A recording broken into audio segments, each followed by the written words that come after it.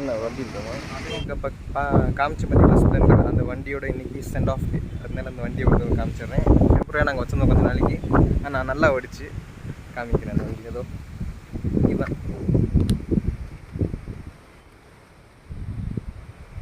இந்த வண்டி இன்றைக்கி ஹேண்ட் ஓவர் பண்ணியாச்சு. அவ்வளோதான். இந்த வண்டி நல்லா இருந்துச்சு நான் ஓட்டுறதுக்கு. பார்த்தீங்கன்னா ஓல்டு மாடலாக இருந்தாலும் வண்டி நல்லா கல்லாட்ட போச்சு.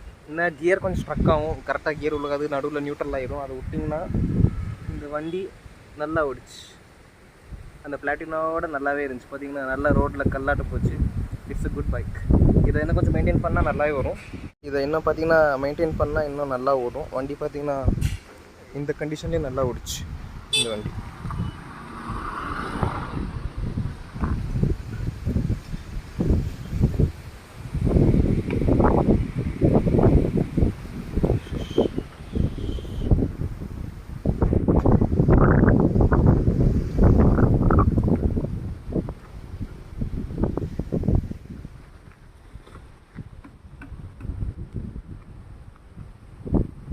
இல்லை ஒன்றும் இல்லை. இதை பார்த்தீங்கன்னா அதை ஸ்டார்ட் பண்ணி காமிக்கிறேன். அதுக்கு ஃபஸ்ட்டு நியூட்ரல் போடணும். நியூட்ரல் உழுவுறதுக்குள்ளே அப்பா பயங்கர கஷ்டம். நியூட்ரல் ஆயிடுச்சு. இப்போ கிக்காச்சு ஸ்டார்ட் பண்ணி காமிக்கிறேன். ஓகேங்களா?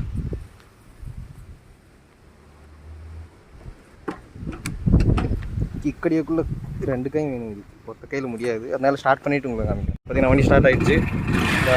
இதோட சவுண்ட் இப்படி தான் இருக்கும்.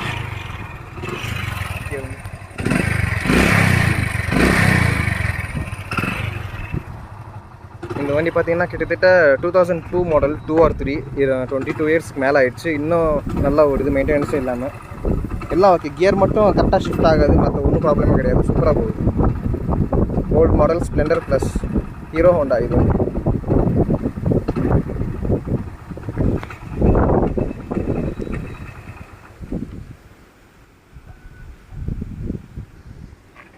ஓகே, பாய் பாய். அவ்வளோதான். இதை விட்டு வர போகிறோம்.